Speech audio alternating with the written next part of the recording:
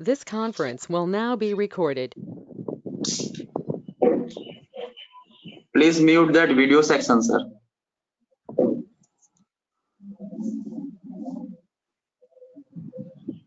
Yes, sir. Yeah, fine. Our today's speaker and teacher, Vinan R. Nair, sir, MBA in Pathology Lab Management, MPhil in Microbiology, MSc Microbiology, and BSc in Industrial Microbiology. We'll tell you and explain you about microscopy. We will start classes at sharp 4 o'clock. Until then, still 4 minutes are left until then others join.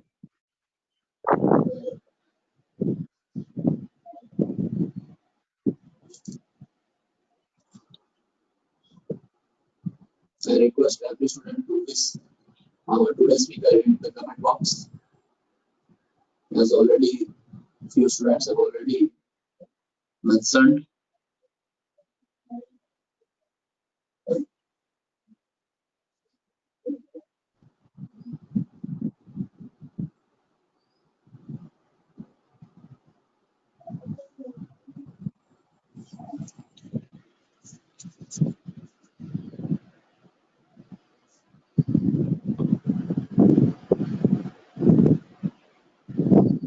I request everyone, those who have registered, please come and join now. We are about to start, only 3 minutes left.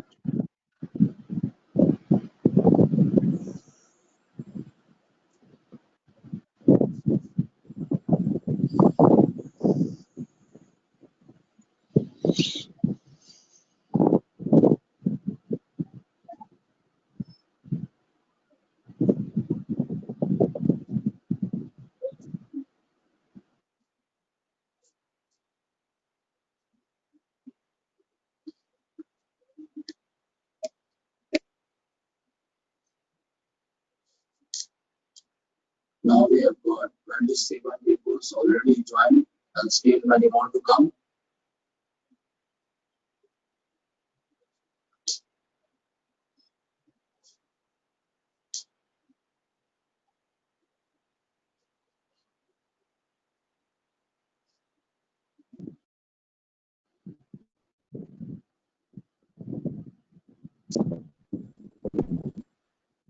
I request every participant to please mute your mic. Students are not allowed to speak. Students are not allowed to keep their mic mute.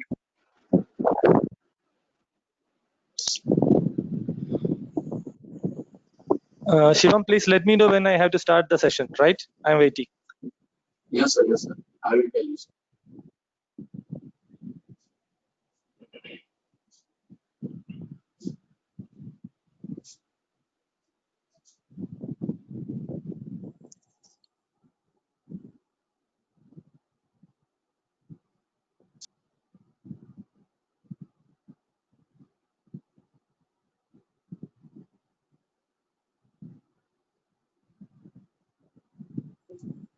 So only 1 minute left.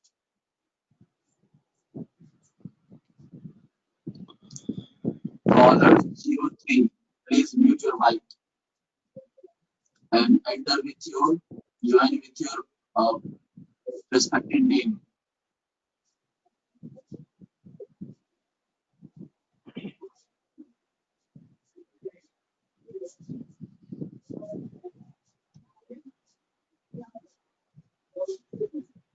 So now I am going to start our today's session. Our today's speaker, today's teacher in an honors MBA in Pathology Lab Management, MA in Microbiology, MSc in Microbiology, and BSc in Industrial Microbiology. So I am going to first of all share my screen on today's PowerPoint.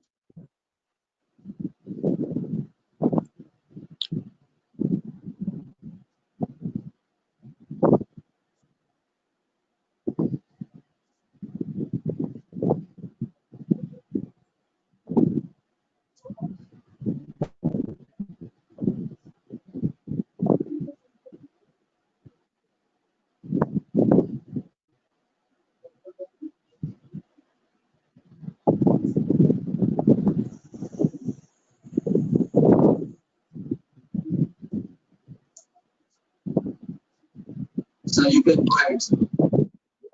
Yeah, thank you, Shivam. Good evening to one and all. Today we are going to start the microbiology sessions. First, we will go with microscopy. So today we will just go through the basics of microscopy. Fine. And maybe in the next session we will be going in detail about various types of microscopes like compound microscope, light microscope, dark field microscope, phase contrast microscope.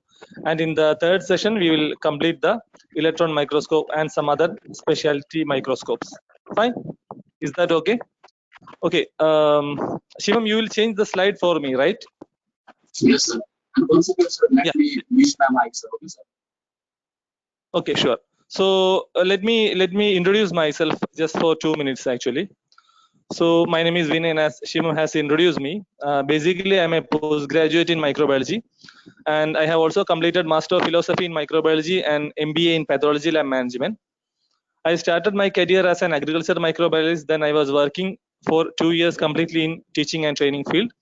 From there, I switched on to a food microbiologist. I had worked as a microbiologist in food quality monitoring lab, also in industries like flour mill, which is dealing with grain business, then catering companies, then 5-star hotels and all. Now, teaching and training has always been my passion. So when Shivan told me about such an opportunity, I just joined hands with him. Okay. With this brief introduction, we will go to today's presentation, microscopy. First slide, please, Shivam. Thank you. So about the basics. So all of us know what is a microscope. Now, a microscope is an equipment which is used to see the magnified image of a microorganism. Then comes the question, what is microorganism? As we all know, microorganisms are those organisms which cannot be visualized or seen by our naked eyes. So the first point, we have written the major, what is the use of a microscope? Magnify the size of image of an object so that we can visualize the object clearly. Fine. Now, basically, when we talk about microscopy, we have two types actually, light microscope and electron microscope. We can broadly classify it. Fine. Now, normal light microscope, what is the specialty? It is written there. Normal light microscope can magnify up to 1000x, that is 1000 times the size of image of an object. That is mean by 1000x, 1000 times it can magnify. So all those things I will tell you in detail. What do you mean by magnification? What do you mean by this 1000x? All those things are explained in the coming slide. So for the time being, you must understand, normal light microscope can magnify up to 1000 times or 1000x. Now, which is used to observe bacteria, algae, fungi, protozoa. All those are microorganisms, as all of us know. Fine. Now, when it comes to electron microscope can magnify up to, how many zeros are there? 1, 10, 100, 1000, 10,000, lakh, 10 lakh. So when light microscope can magnify up to 1000 times the size of image of an object, electron microscope can magnify up to 10 lakh times. So we have to appreciate that. Fine. Now, excuse me. Now, light microscope is mainly used to observe bacteria, algae, fungi, protozoa, etc. That means the whole cells. Whereas, is it audible? Hello, Shivam, is it audible? Yes, sir, it is audible. You continue, sir. Yeah. Okay. Now, electron microscope can magnify up to 10 lakh times. Now, when light microscope we are using to observe normal microorganisms like bacteria, algae, fungi, protozoa, etc. Whereas we can use electron microscope to observe the internal structures, that is the cell structures of microorganisms like bacterial cell structures, then viruses. So why we cannot observe viruses using normal light microscope? Because viruses are very smaller than bacterial cells. Okay, so in order to observe a virus, we need electron microscope. Fine. So this is the basic difference between a light microscope and an electron microscope in terms of the magnification capacity, in terms of use, etc., etc. Now, what is the specialty of light microscope? Now, first we will start with the basics of microscopy. So we will go to the light microscope. Now, light microscope uses visible or UV light to illuminate. Okay. So now, for any microscope, there must be a source of energy which can be either light in case of light microscope or electrons in case of electron microscope, which is used to illuminate the object. Then only we can produce the image and all those things. So in case of light microscope, it uses visible or UV light to illuminate. Now, what is happening? Once UV light or visible light comes out from a light microscope, what is happening? It passes through several glass lenses, which will alter its path. Various phenomena takes place there, like reflection, refraction, diffraction. All those things we will study one by one in detail. Fine. So once light is passed from light microscope, okay, which will illuminate the object. Now this light will pass through several glass lenses. Now as a result of this passage of light through various glass lenses, the path of the light is altered. Okay, it is due to all these things, or any of these phenomena. It could be either reflection or refraction or diffraction, like that. Now finally, what is a microscope?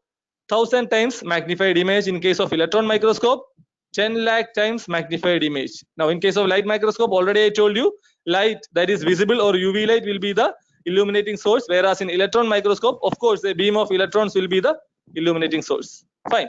Now in light microscope, usually we already I explained we use as visible light. Now what is the visible light range? It will be around 400 to 700 nanometer range.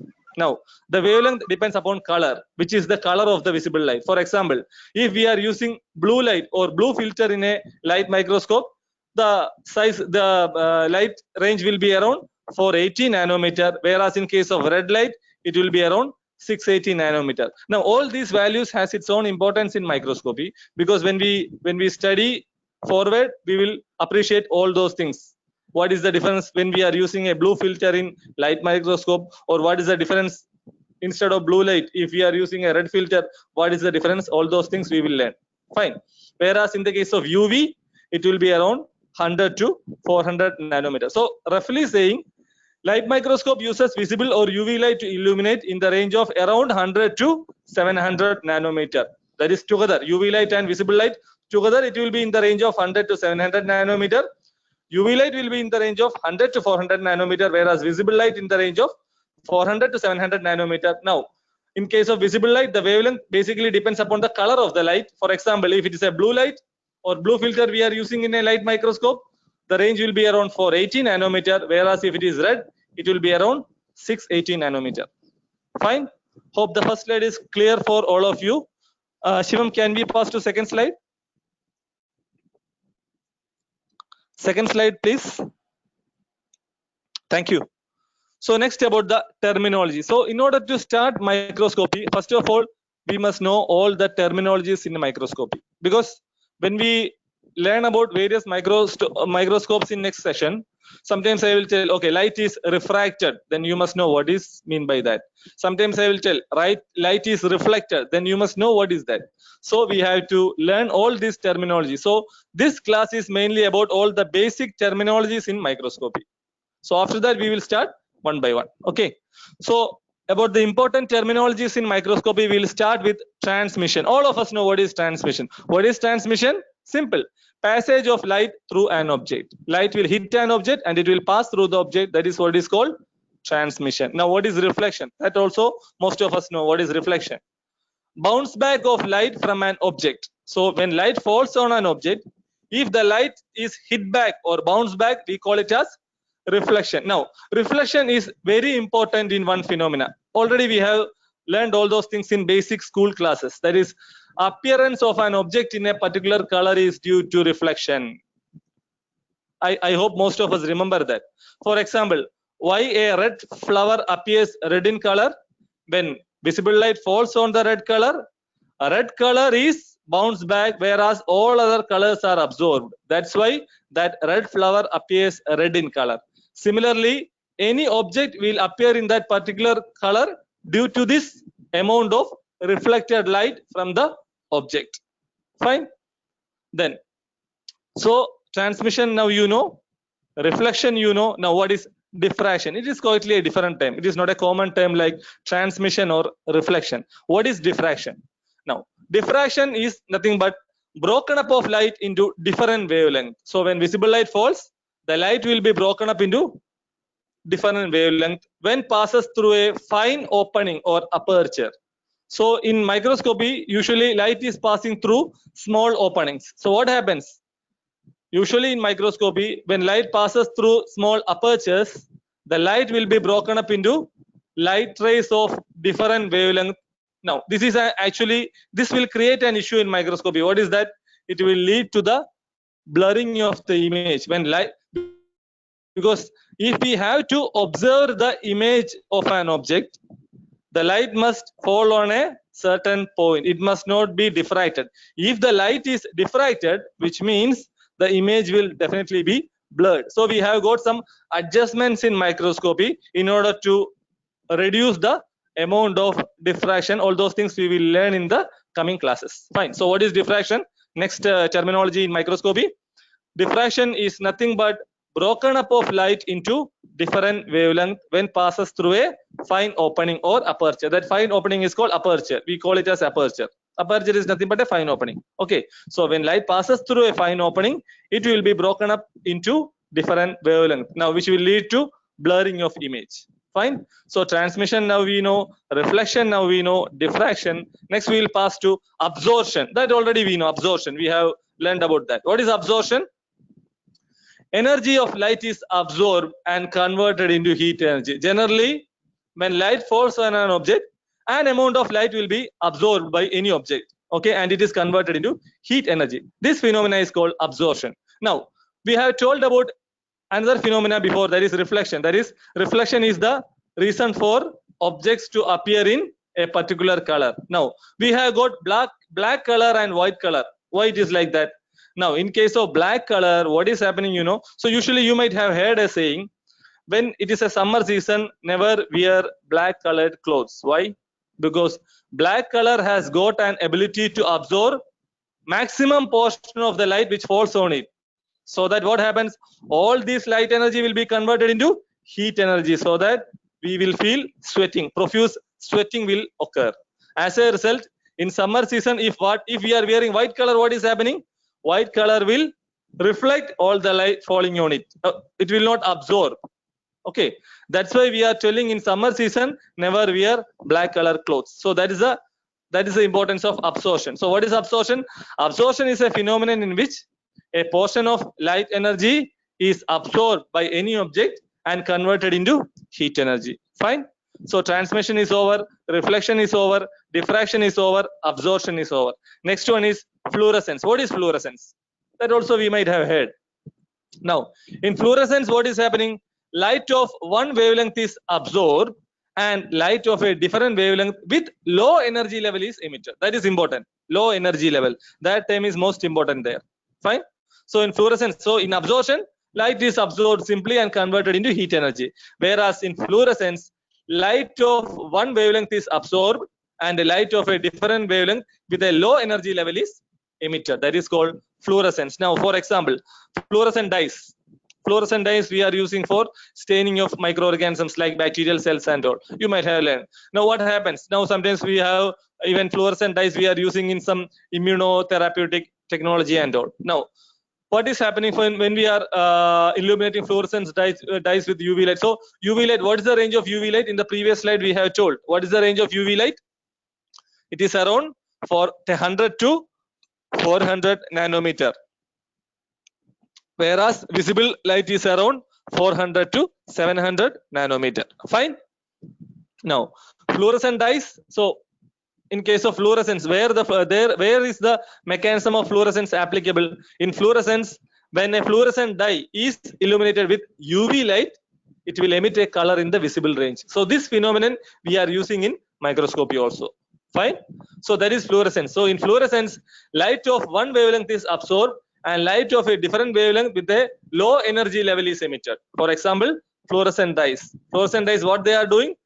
When fluorescent dyes are illuminated with UV light, it emits a color in visible range. It will absorb and emit a color in visible range. That is, fluorescent dyes absorb UV light and emit visible light. Clear? Clear about the second slide? Okay. Shivam, third slide, please. Thank you. So next terminology. So what are all the terminologies we learned up to now? Transmission, reflection, diffraction, absorption, and fluorescence. Next one is refraction. So what is refraction? All those things are different. Now we are going into some core terminologies in microscopy. What is refraction? Refraction is nothing but bending of light from one medium to another based on the density difference between the medium. So when it enters from one medium with a density x to another medium with a density y, it is subjected to bending. It will bend, it will alter its path. This phenomenon is called refraction, bending of light from one medium to another based on density difference. Fine. For example, from air to a microscopic lens. So when light falls from air to or light enters from air to a microscopic lens, what is happening? Bending of light will takes place. Clear? So that is called refraction. Now this degree of bending depends upon the relative refractive indices of the medium. So we got another important term from there, refractive index. Refraction, we know what is refraction, bending of light from one medium to another based on the difference between the density. That is, for example, when light travels or when light enters from air to a microscopic lens, bending of the light will take place. Simply that is what is called refraction. Now the degree of bending, that is how much the light is bent, it depends upon relative refractive indices of the media. That means how much the light is bent depends upon the difference between the refractive index of the air and the refractive index of the microscopic lens in the given example. Now another term again came. What is the refractive index? Next definition. What is refractive index?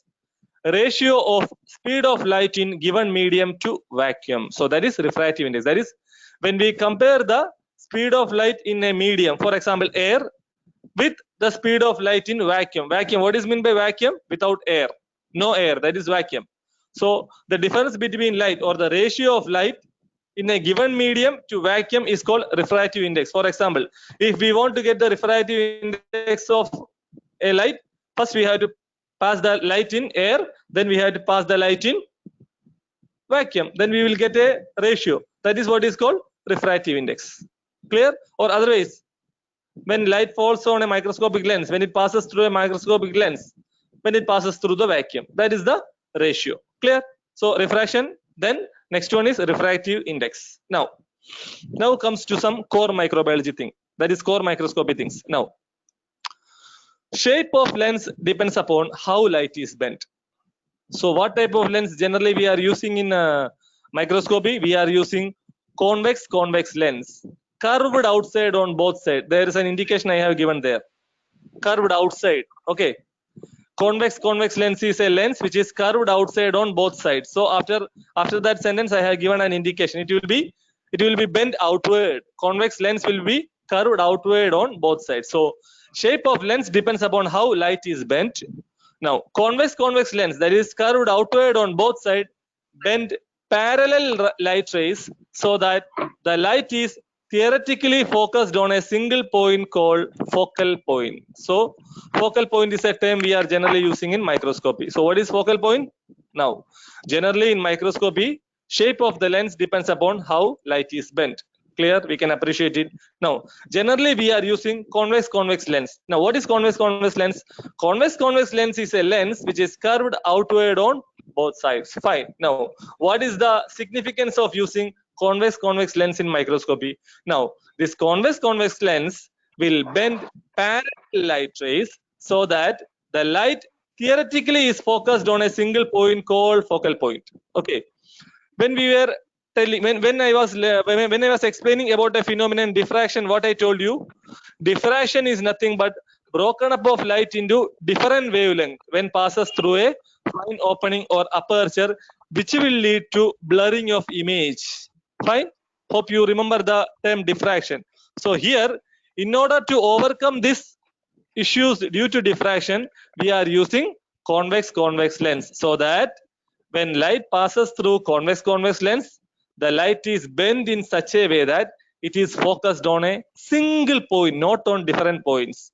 Now this single point we call it as focal point. Hope it is clear for you now. Clear? Now when light passes through a lens, various things can happen. What is happening? First of all, since we are using convex lens, we will get a proper focal point and we will get a proper image of the object. Now, light passing through thicker center of lens may not focus at the same point, like focal point, as those through thinner outer edges of the lens. So, when light passes through a lens, it can even pass through the center of the lens, side of the lens, edge of the lens, everywhere. So, what is happening? Light which passes through thick center of the lens will not focus at the same point as those which is passing through the thinner outer edge of the lens. In that case, what we have to do? Distortion will happen. That means blurring of image or distortion of image will happen. Now, the distortion based on the shape of the lens which is happening in microscopy is called spherical aberration. So, what do you mean by spherical aberration? Another term. What is spherical aberration? Spherical aberration is the distortion which happens in microscopy, which is based on the shape of the lens. For example, the light, when it is passing through thicker center of the lens, may not focus at the same point as those light rays which are passing through the thinner outer edge of the lens. So, this phenomenon is called spherical aberration. So, if spherical aberration is happening, how we can overcome that? Mr. Shivam, please next slide, please. Thank you. Now, light of differing wavelength will focus at slightly different focal points. So, already we told what is focal point. What is focal point? When we are using convex lens, it will bend parallel light rays so that the light will theoretically focus on a single point called focal point. But due to spherical aberration, what is happening? Distortion can happen, which means light of different wavelength or differing wavelength will focus at slightly differing focal points. So it will not be focused on a single point. It will be in different focal point. Now, it will also lead to distortion of the image, which is based on the color of the light, which is called chromatic aberration. So two types of aberrations or two types of distortion of images can happen in microscopy. First one is spherical aberration. Second one is chromatic aberration. First one is spherical aberration. What was spherical aberration? Distortion of the image based on the shape of the lens is called spherical aberration, whereas distortion of the image based on the color of the light is called chromatic aberration. That is, light of differing wavelength may focus at different focal point. As a result, it will lead to distortion of image based on the color of light, which is called chromatic aberration. So, if we are not using a proper lens, all those things can happen. Spherical aberration can happen, chromatic aberration can happen. As a result, what is happening? We may not get a proper image of the object. So, in order to overcome these issues, we are using compound lenses. So, all these issues, that is spherical aberration, chromatic aberration, all those things can be overcome by using compound lenses. Now, what do you mean by compound lens? Compound lens is a lens which is constructed with lenses of differing shapes and composition. As a result, compound lenses can overcome spherical aberration and chromatic aberration. Now, what are the different types of compound lenses which we are using in microscopy? Generally, two types of lenses we use in microscopy. That is ocular lens and objective lens. So most of us, I think most of us have used microscope. So we know what is ocular lens. Two types of lenses are there mainly. Now, what is ocular lens? Ocular lens is the lens which is near the eyes. Through ocular lens, we observe the object. In a microscope, the lens which we use to observe an object or which is located near our eyes, it is called ocular lens. All those things are compound lenses. Now, what is objective lens? Objective lens is the lens which is near the object or specimen. So there is a lens near the object or specimen, that is objective lens. Now there is a lens which is located in a microscope near the eyes, which is called ocular lens. Now, what are the different types of lenses again?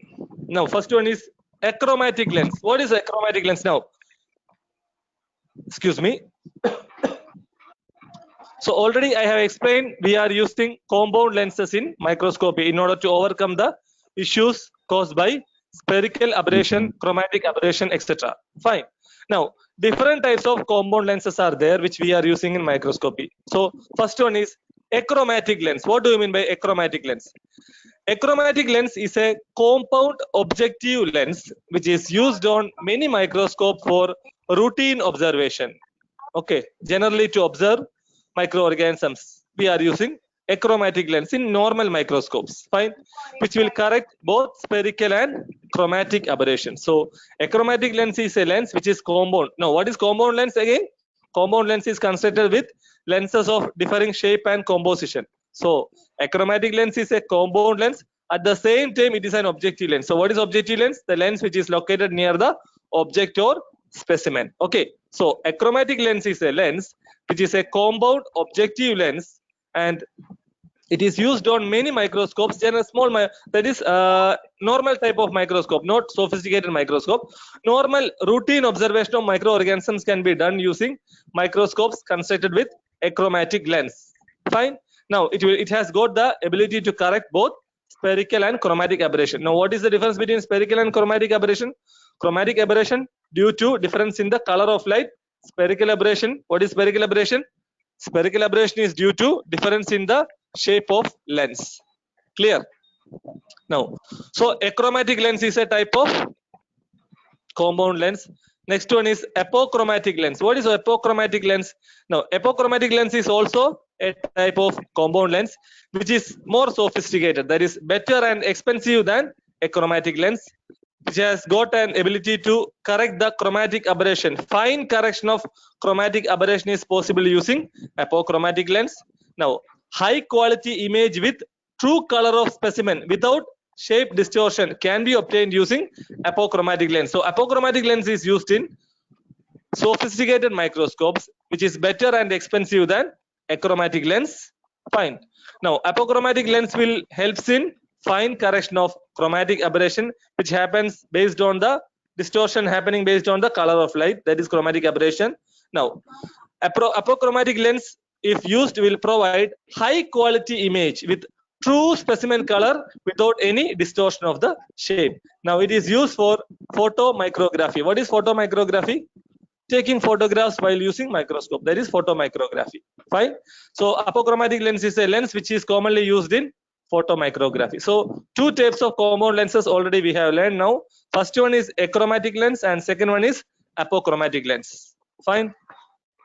Another type of compound lens is flat field lens. So what is flat field lens? Flat field lens is a modern type of compound lens which corrects field curvatures. Fine. It will clear the field. So what do you mean by field in a microscopy?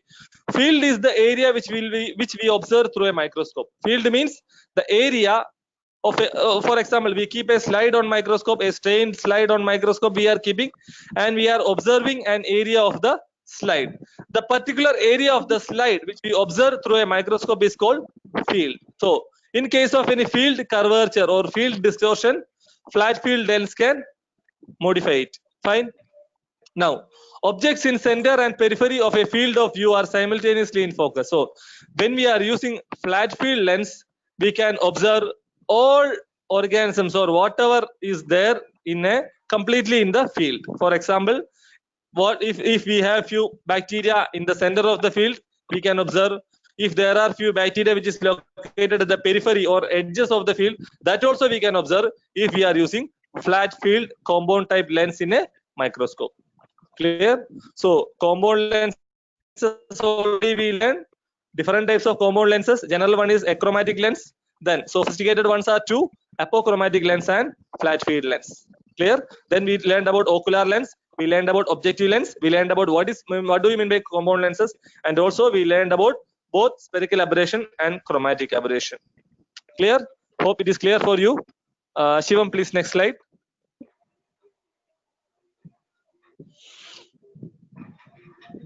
Yeah, all of us know how a microscope looks like. This is just a diagram to have an information about microscope. So you can see the eyepiece. There is one. It is labeled as eyepiece where the ocular lens is situated. Then you can see one area which is marked as objective. There the objective lens is located. Fine. Then you have a body tube. a revolving nose piece. So you know that nose piece, we have different types of objective lenses there. We will learn in the coming slide. 10x lens is there, then 40x lens is there, 100x lens is there. All those things we will learn in the coming slide. Then you have a coarse adjustment knob. So why we are using coarse adjustment knob? First of all, we place the slide on the microscope and we have to bring the stage close to the objective lens. We use the coarse adjustment knob. Then fine adjustment knob. Once our image or once our object is in focus, then we will adjust the fine adjustment knob to get a clear image of the magnified image of the object. Clear? Then you have an inclination joint at the side. You have a base on which the microscope is located. You have a mirror there, condenser lens, which will allow the light to enter into the field. Then you have a substage. Okay, on the top of the mirror you have a condenser lens.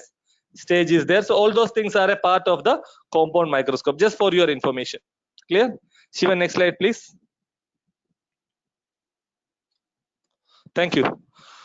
So now we have told about various phenomena of light, like reflection, refraction, diffraction, absorption, all those things. We have learned about different types of lenses. We have learned about how an image is basically formed. Fine. We have also learned few things about distortion of images like spherical aberration, chromatic aberration, and now we will pass on to magnification. What do you mean by magnification? Magnification is nothing but enlargement of image of an object. Fine. So we observe an object through the microscope. The object will be very small. Microorganisms are too small to be visible with a naked eye. That's why we are using microscope. So magnification is nothing but the capacity of a microscope to enlarge the image of an object. We will get an enlarged image. Now, compound light microscope uses multiple lenses to refract the light to achieve this. Now, what do you mean by refraction? So see, like this, when I tell a term, you must have an appreciation. What is refraction? Anybody can recollect? Refraction is the bending of light from one medium to another medium based on the density difference. For example, from air to a microscopic lens. Now, the degree of bending will depend upon the relative refractive indices of the media. Now, what is refractive index? It is the ratio of speed of light in a given medium to the speed of light in vacuum. Clear? So now, so what is magnification? Magnification is the enlargement of image of an object. Now, compound light microscope uses multiple lenses to refract light to achieve this. So when in compound microscope, we have a combination of different type of lenses. Now, generally, compound microscope uses two convex lenses. Which are they? Already we have learned. Ocular lens. What is ocular lens? Which is located at near the eye. And objective lens. What is objective lens? Which is located near the specimen. Now, total magnification is the product of the magnifying power of individual lenses. That is, now when we tell about magnification of a compound light microscope, we have to multiply the magnification power of ocular lens with magnification power of objective lens. Ocular lens is the lens which is located near the eye, that is eyepiece lens, and objective lens is the lens which is located near the specimen. So when we are telling about total magnifying power or total magnification of an microscope, magnifying power of a microscope, we have to multiply the magnifying power of ocular lens with magnifying power of objective lens. For example, total magnification is the product of magnifying power of individual lenses. Now, product of magnifying power of ocular lens. Now, ocular lens can be two types. It could be 5x or 10x. 5 times, 10 times. That is 5x means times, how many times it is magnifying. So ocular lens or eyepiece lens are of two types. It can be either 5x or 10x. 10x is the maximum. Fine. Whereas objective lens can be three types. It can be 10x, 40x or 100x. So 100x is the maximum. So maximum magnifying power of ocular lens is 10x. Maximum magnifying power of objective lens is 100x. So the overall maximum magnifying power of a compound light microscope is 1000x. In the beginning of the presentation, I have already told you this. 1000x is the maximum magnification power of a compound light microscope, whereas when it comes to electron microscope, it is around 10 lakh times.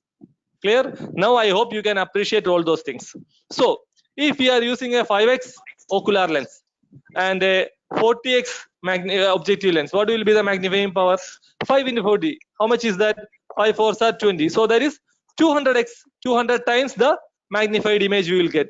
So maximum magnification power which is achievable using a compound light microscope is 1000x, because the maximum magnifying power of an ocular lens or eyepiece lens is 10x, and the maximum magnifying power of an objective lens which is located near the specimen is 100x. Now, total magnification is the product of magnifying power of individual lenses, that is magnifying power of ocular lens or eyepiece lens into magnifying power of objective lens or lens which is located near the specimen. Hence, the maximum magnifying power of a compound light microscope is 1000x. Clear? Hope now you can appreciate it. Fine. So that is all about magnification, and now we will pass on to resolution. So what do you mean by resolution? So when we talk about microscope, all those things will come: magnification, magnifying power, resolution, reflection, diffraction, absorption, all those things will come. Now what is resolution?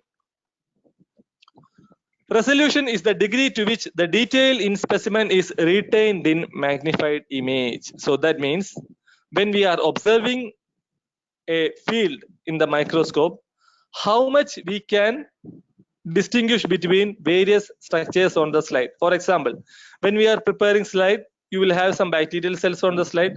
Sometimes some dust or dirt will also enter in the slide.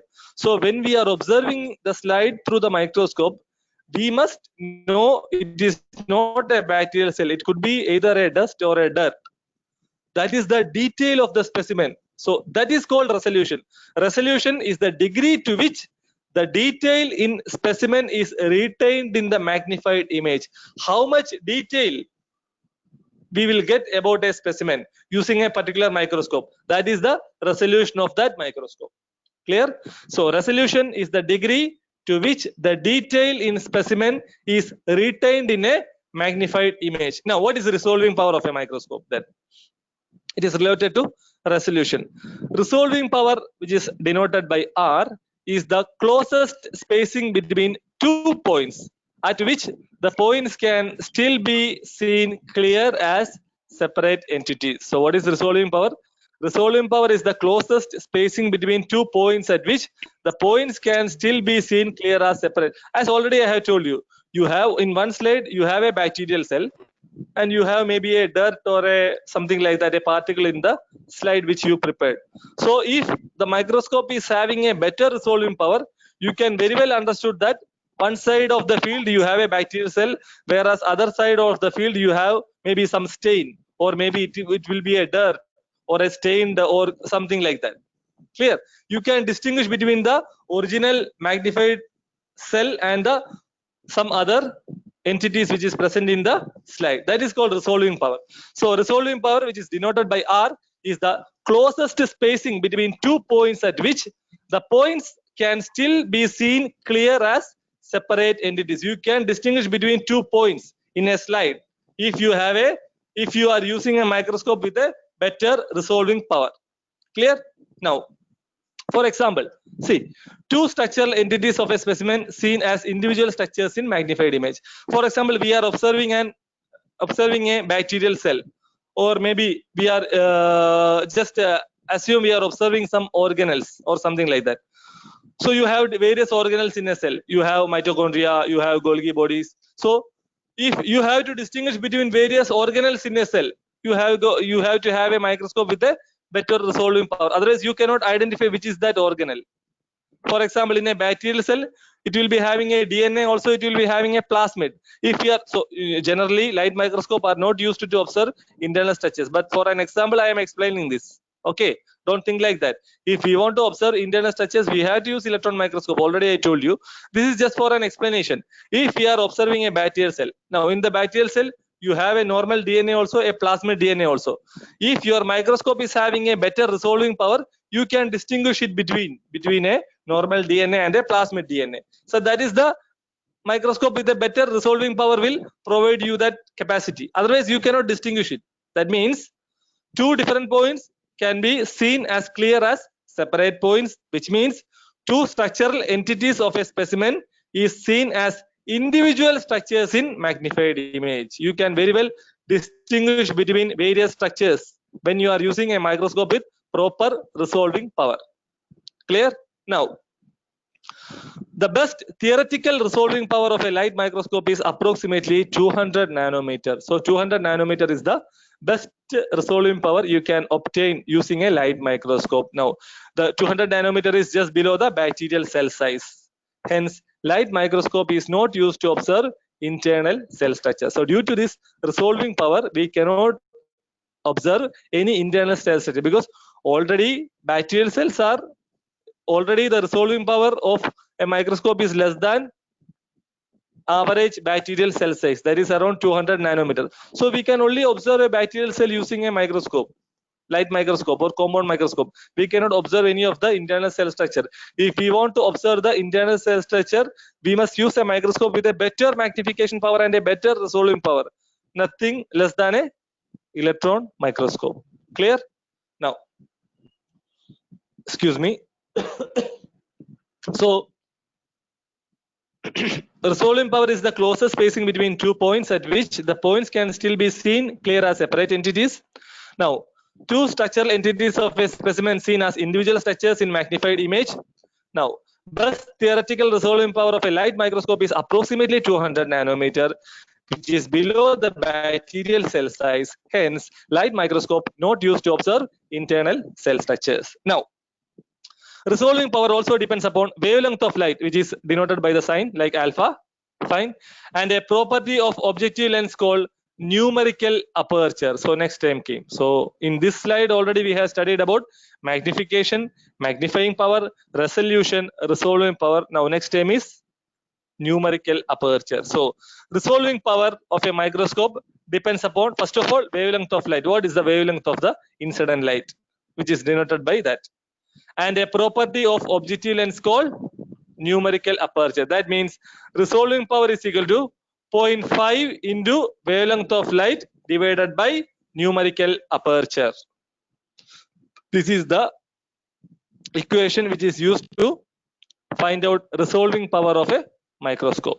Clear? So now we will continue with resolving power. Shivam, please next slide. Thank you. So now, so in the previous slide we have told about resolving about the numerical aperture. Fine. That is, resolving power of a microscope depends upon the wavelength of the light and a property of objective lens called numerical aperture. That means resolving power is equal to 0.5 into wavelength of light divided by numerical aperture. Now, what do we mean by wavelength of a light? That is the next one we are going to learn.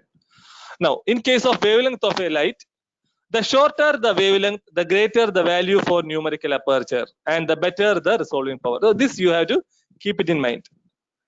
The shorter the wavelength of the light which we are using to illuminate, the greater will be the value for numerical aperture, and the greater the value for numerical aperture, the better will be the resolving power, which means finer structures can be viewed. For example, now blue light is having around 400 nanometer range.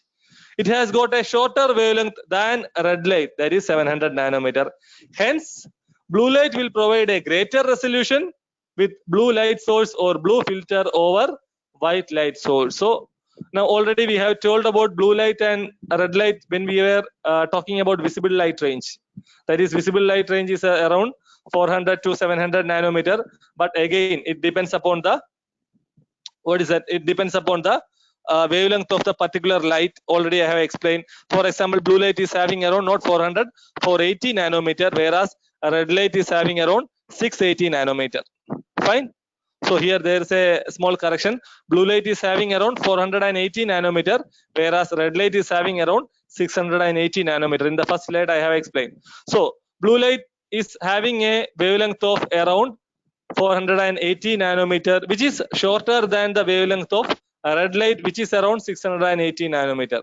So in the term wavelength, already we have told what the shorter the wavelength, the greater the value for numerical aperture and the better the resolving power. As a result, if we are using blue light or red light, when we are comparing it, blue light will provide a better value or a greater value for numerical aperture. As a result, blue light will provide a better resolution, and a clear magnified image of the object will be provided only when we use blue light and omit red light. Okay, so hence greater resolution is with blue light source. Either we have to use blue light source or we have to keep a blue filter on a white light source. Clear? That is the point we have to tell about wavelength of the light in microscopy. Next, about numerical aperture. What is numerical aperture? Numerical aperture is the property of a lens that describes the amount of light that can enter it. So how much light will enter into lens? It is decided by the property of the lens called numerical aperture. Numerical aperture is the property of a lens which describes the amount of light that can enter it. Okay. Now, the numerical aperture, again, it depends upon the refractive index. You have a sign there of medium. Refractive index, already we learned what is refractive index. Refractive index is the ratio of speed of light in a given medium to the ratio of speed of light in vacuum.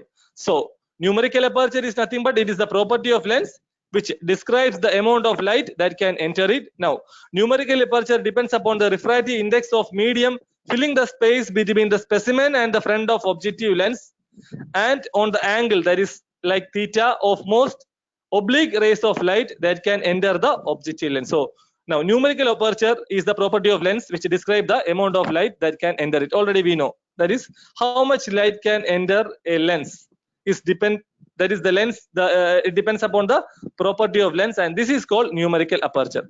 Now, numerical aperture is again depending upon two things. What is that? First one is refractive index of the medium which is filling the space between specimen and front of objective lens. So those who are using microscope, you can appreciate it.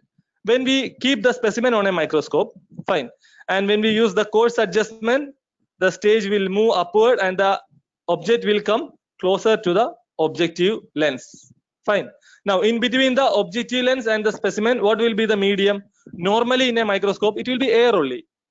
Fine. So in case of, if we are using a 10x objective lens or a 40x objective lens, you will have a medium like air which will fill between the specimen and the front of the objective lens. Clear? Now, next point. Air has a refractive index of 1 which limits the resolution. Okay, the value of refractive index for air is 1. As a result, you won't get a better resolution. But numerical aperture can be increased by placing immersion oil between the specimen and objective lens to improve resolving power. So those who have used microscope can appreciate this very well, because first of all, when we observe an object, we will use 10x. We will move the, once we get a clear image, then we will not use coarse adjustment. We will use only fine adjustment. Fine. And we will get a clear image, and then we will change the nose piece, or we will rotate the nose piece, and in the place of 10x objective lens, we will keep 40x objective lens. So when we are keeping 10x objective lens, already I told you 10 into 10, 100x will be the magnification. When we are keeping 40x objective lens, 40 into 10, that is 400x will be the magnification.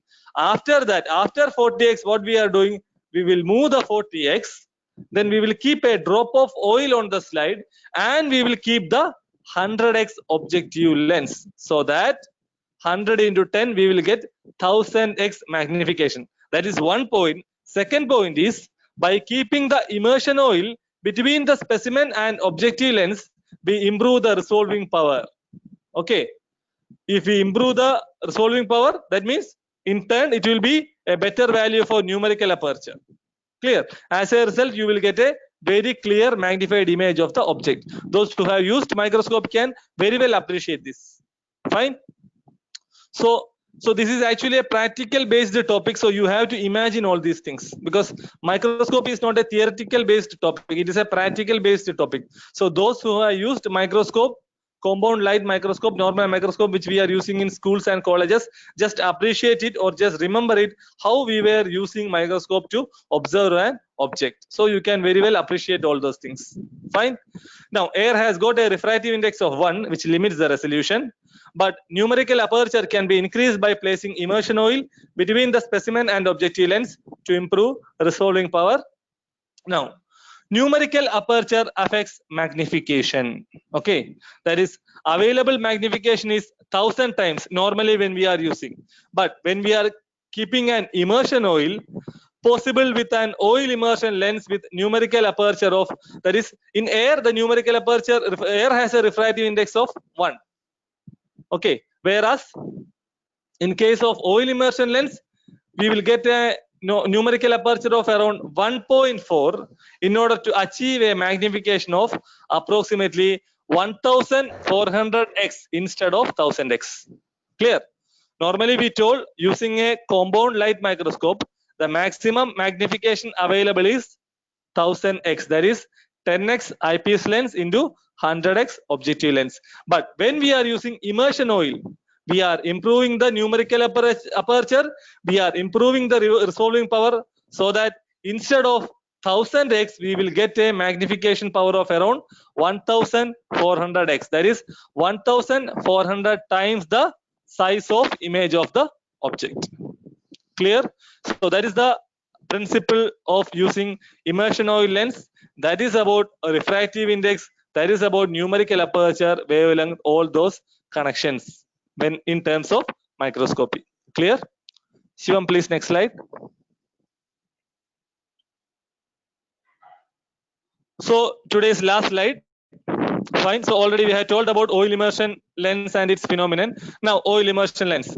Immersion oil has a refractive index close to glass lens than air. So that means when we are using immersion oil, it has got a refractive index which is close to glass than the air, so that it increases the cone of light that enters the objective lens, increases the numerical aperture, improves the resolving power to view bacteria in detail to determine shape and arrangement of cells. So those who have used oil immersion lens to observe bacteria can very well appreciate how clear we are observing the arrangement of cells and the shape of cells when we are observing a stained slide in oil immersion lens. So what is the phenomenon of oil immersion lens? Already I have told you, when we are using oil immersion lens we are getting a magnifying power of around 1400 times or 1400x instead of 1000x or 1000 times. Clear? Now what is the phenomenon of oil immersion lens? Immersion oil has a refractive index close to glass lens than air. So it increases the cone of light which enters the objective lens. The amount or the cone of light will be increased by the immersion, because when we put the immersion oil and when we place the 100x objective lens on the immersion oil, if you can remember, the immersion oil will spread, it will form a circular like surface on the slide, so that the amount or the cone of light which will enter into the objective lens will be increased. As a result, numerical aperture will be increased. As a result, resolving power will be improved. As a result, we can view bacteria in detail to determine the shape and arrangement of cells. Clear? Then oil immersion lens has short focal length. Focal length, what is focal length? The point at which, okay, already we had told, that is the plane of focus is near the lens.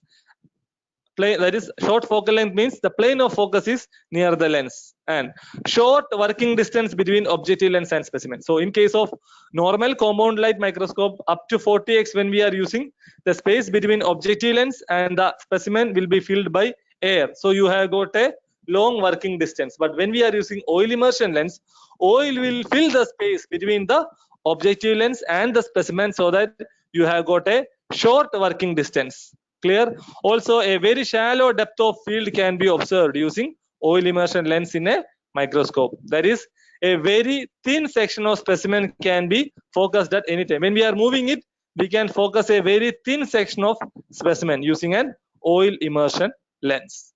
Clear? So that's about the phenomenon of oil immersion lens. Why we are using oil immersion lens, how to use, and what is the phenomenon behind the power of oil immersion lens in compound light microscopy. And the last terminology today we are going to discuss is contrast. What do you mean by contrast? So this is also important in microscopy.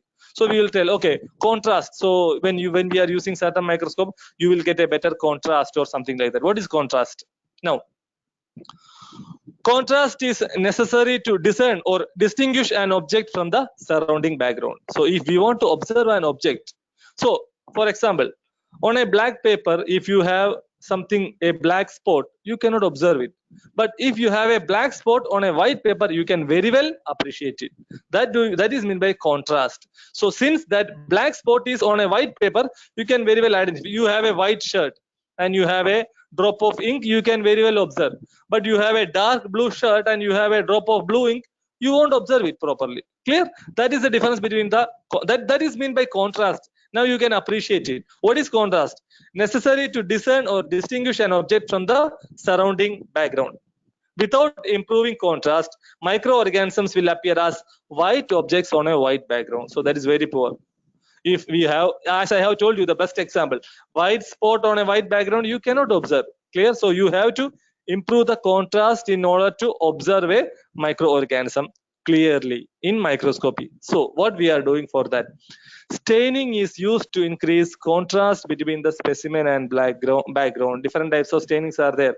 We are using single stain like methylene blue. You have got gram staining, acid fast staining, spore staining, flagellar staining. Lot of staining techniques are there.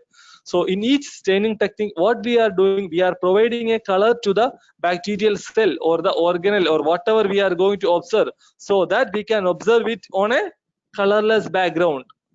Clear? Staining is used to increase contrast between the specimen and the background. Now, commonly used stains are methylene blue, crystal violet, etc. Clear? So it's almost around 1 hour, this class. So this is all about the basic terminologies which we are using in microscopy. Now in the next class, we will start with different types of microscope, right from the light microscope, then dark field microscope, phase contrast microscope, fluorescent microscope, all those things.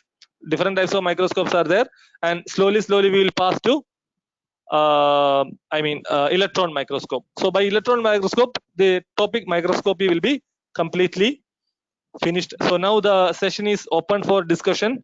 Mr. Shivam, you can hand over. Thank you very much, sir, for this informative session about microscopy. I hope it will help us to know the every aspect of microscopy. Shivam, if you can share this slide with all participants. On the slide, Yes, on the yes, first slide, I have my mail ID, WhatsApp number, everything. If they have any yes, doubts, they can ask me now itself in the message window. If it is possible for me to explain, I can explain it.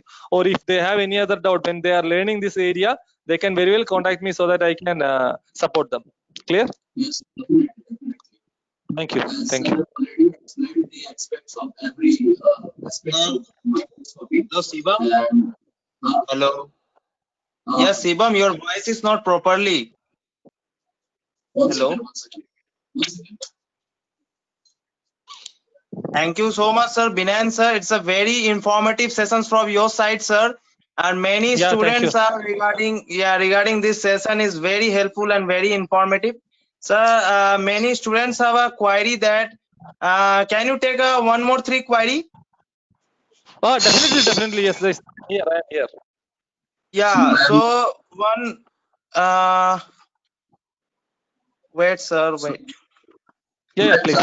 Take your time. Yeah, so Khan Saita Jamal, he has a query that why oil is not used for 40x, 45x, 10x and objective lens. Okay. For this query, let me refer that one actually. Okay, let me refer because see when we are there is one logical answer for that. So if we are using it for example, just say we are using 10x objective and 10x ocular, we are getting 100x total resolution. If we are using 40x objective and 10x ocular or eyepiece, we are getting 400x. But when the maximum resolution possible is by using 100x objective and 10x ocular, so that we are having 1000x resolution. So there, if we are using an oil immersion, we can even get a more improved version. For example, if we are using oil immersion for 40x objective, what will be the total resolution? You will be having around 400x plus oil immersion will provide another 400. It may be around 800x only. But here, when we are using 100x objective with a 10x ocular, normally the total resolution is the maximum, that is 1000x. And again, when we are using oil immersion, you are getting a better resolution of around 1400x, which is applicable or which is used to properly observe the specimen. You will get a better visibility there, better observation, or a clear resolution, more clear resolution, and everything will be provided when we are using it with the maximum resolving power of lenses. Is that okay? And if there is Okay, any sir. additional information, think- let me refer and I will get back to you. I think, sir, Khan Sahita get your answer. And one Yeah. more query is Kinjal. Where is Yeah. the Doppler located in the microscope? What is the diaphragm? Yeah, what is the Doppler located in a microscope? Sorry, I can't get your question. What is the? Diopter, Diopter. Diopter located in a microscope. Diopter. Yeah.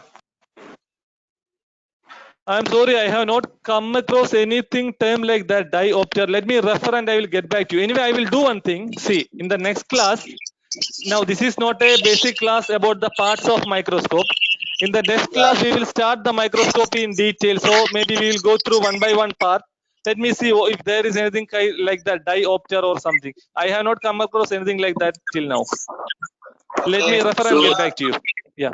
And One more students, question is, Yeah. I Please. request everyone. Students are not requested to ask questions across after this session and behind. मतलब आप है ना जो भी आपके जो doubts है आप है ना इस सेशन के रिगार्डिंग ही पूछ सकते हैं. I request everyone to ask questions regarding this session only, not beyond the session. और एक और काम कर सकता है आप लोग, ये देखो एक मैसेजिंग विंडो है ना ऊपर और राइट साइड पे एक मैसेजिंग विंडो है, उधर एक मैसेज भेजा तो सब लोग देख सकता है वो मैसेज भी, तो वही टाइम पे क्वेरी के लिए आंसर ये टाइम पे. And yeah, please continue. You can directly take the questions, sir, from inbox window, sir. You can directly take their questions. Yeah, I can take it. But the message window, chat window, I didn't get any question till now. That's why I was observing. Okay, sir. I will read the questions for you, sir. Yeah, please. So I was facing some sound connection issues. So Yeah, let now me. it is clear. Yeah, please.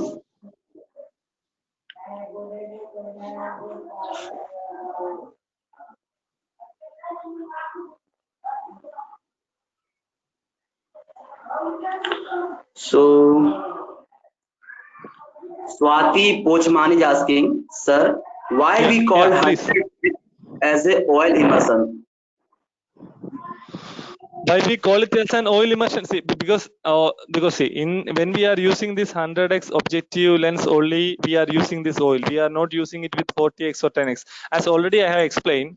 Now you have an eyepiece lens with 5x or 10x. That is the maximum magnification power of an eyepiece lens is 10x. Clear? Now the maximum magnification power of objective lens or the lens which is located near the object, it could be either 10x or 40x or 100x. So when we are using oil immersion, we must make sure that we are getting the maximum magnification when we are using oil immersion. That is our aim. So if we are using it with 10x, what will be our magnification? 10 into 10, 100x. Maybe oil will provide another. So it will be around some 200 or 300x only. But when we are using 40x objective, what will be the maximum magnification? 10 into 40 is 400x. We are using oil immersion there, it will be again 600 or 700. But when we are using the maximum magnifying power of objective lens, that is 100x into 10x, or have 1000x magnification. And there, when we are using oil, you are getting a better magnifying power. That means already it is 1000x, and with oil it is around, since oil has got a numerical aperture of 1.4, the total magnification power is around 1400x. That is maximum magnification power possible using light microscope. And since we are using oil 100x, we call it as an oil immersion objective lens. 100x objective lens is generally called oil immersion objective lens. That's it. So I think the students will definitely will be get beneficial from this answer. So and the next question is from Jancy CS.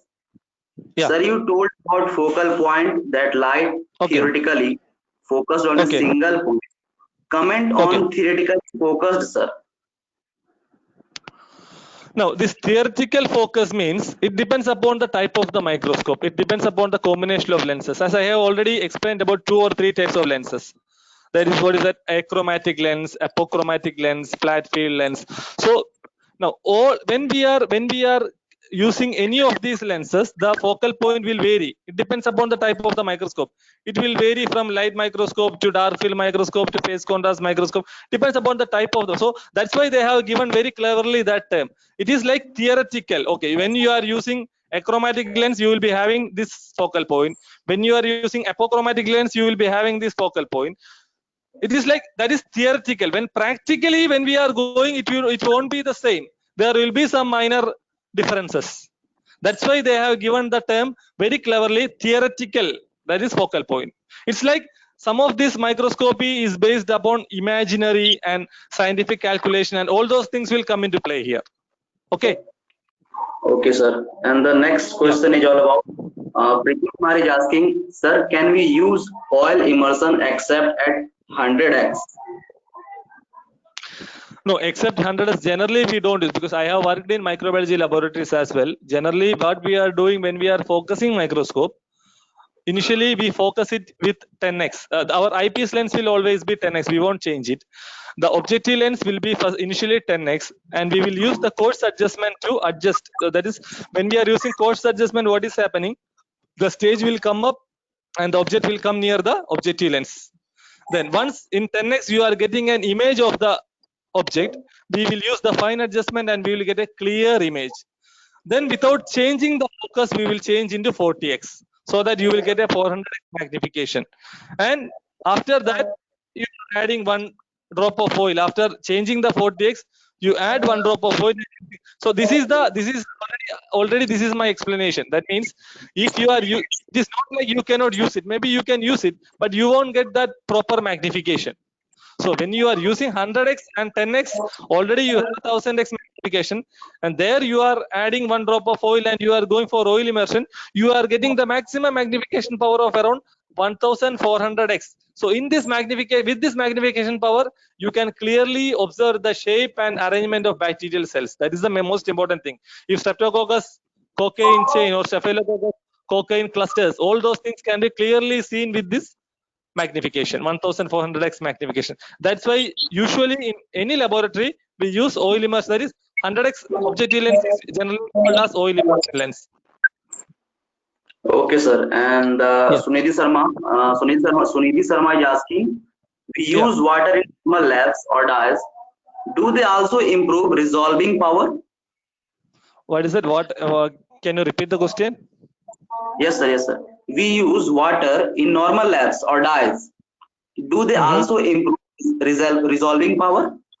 No, we cannot theoretically tell that statement is correct, because see, already I have given the explanation, because like in case of oil immersion lens, since oil is having it can provide a numerical aperture of around 1.4.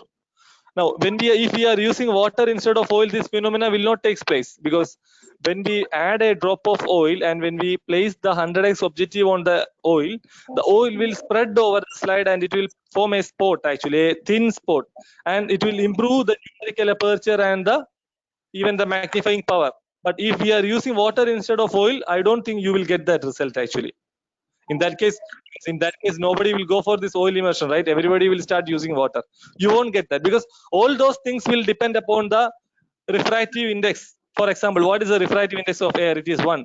What will be the refractive index of water? What will be the refractive index of oil? So all those things will depend upon, because when we are using various aids or various surfaces, all these things will vary. Refractive index will vary. What is that? Magnification will vary, so that we won't get a proper result. Now, oil immersion is as far as oil immersion lens, the I mean best possible magnifying light microscope, the light microscope.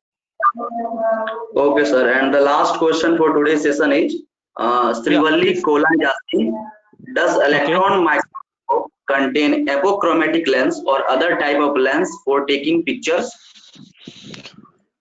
Yeah, there are, but I don't know the type of lens. But there nowadays, lot of sophisticated microscopes has come out. Even electron microscope, you have electron microscope or electron micrograph, we call it. That is photograph which is taken using electron microscope. But I am not sure about which lens we are using electron microscope. Let me see. When we are taking that portion in electron microscope, we will go through that and then we will see what is happening there. But of course, photographs can be taken like light microscope. Now, even in dark field microscope, phase contrast microscope, fluorescent microscope, all things you can have photo micrographs. That means microscopes which are using for taking photographs. You will have to have an additional camera or something like that to that. Nowadays, a lot of sophisticated microscopes are available in market. With that, you can take the photographs. Of course, yes. And electron microscope, it is not available in any laboratory. It will be in highly sophisticated laboratory because it is like very complicated microscope and very costly. And I don't think even in virology labs, maybe you can find maybe electron microscope. That also not in all virology lab. In such government aided huge labs and all, you can find it. Not in general lab. General laboratories, when we go, they will have either a compound microscope. Now, if the lab is more sophisticated, you will have a light microscope like normal light microscope, maybe a dark field microscope, maybe a phase contrast. Phase contrast sometimes will be have fluorescent microscope. There will be. That is a common. These four microscopes are the microscopes available in normal laboratories actually. Okay, sir. That's all today for this session. I hope you all enjoyed the session. If you want to add something, you can about today's session. And please, I request everyone to please fill the attendance form so that we can notice who is attending and who is not attending. We have got more than 180 registered candidates, but only 50 to 60 people are attending. So I request everyone to attend and. Yes, Shivam, once again I request you to please share the slide with all the participants so that notes are also with them. Fine, so they can use it just for their learning and even they can improve from there.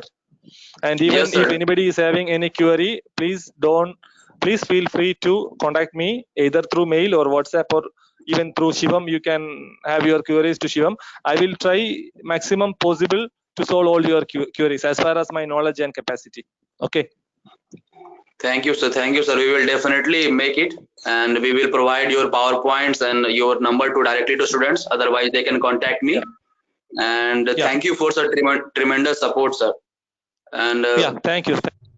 And we have got a very supportive team: Argadeep Das, Amit, Diksha, and a few more. Yeah, thank you for. Because see, I also like to thank you guys for creating such a platform. You know, see, life science is generally it's a dull area because it is very difficult for a person to succeed in a life science field or bioscience field in terms of your career and all.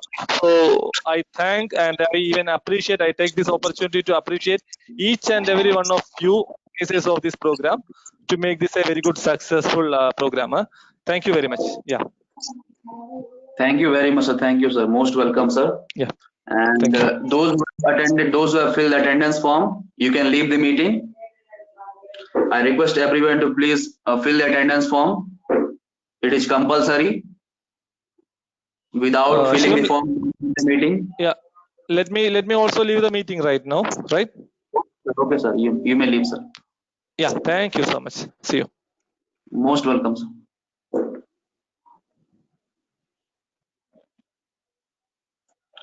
So those who have filled the attendance form, they can leave the meeting, and those who did not fill, please fill the form.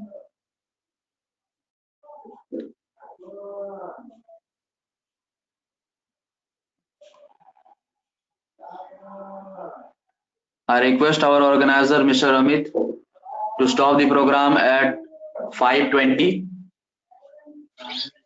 Okay.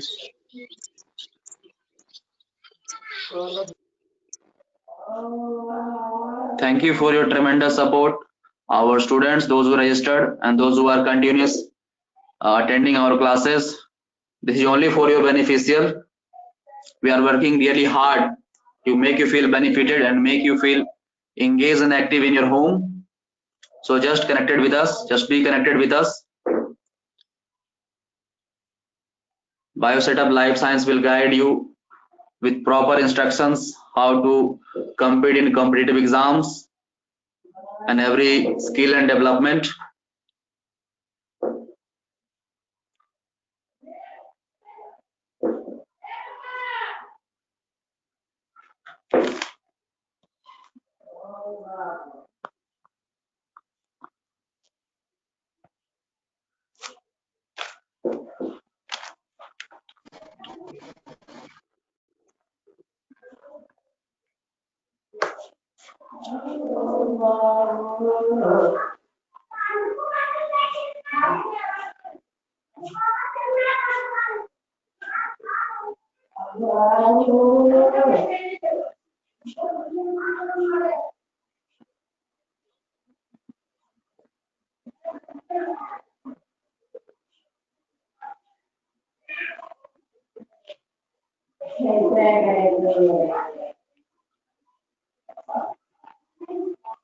Our organizer, Mr. Amit, you can now stop the program.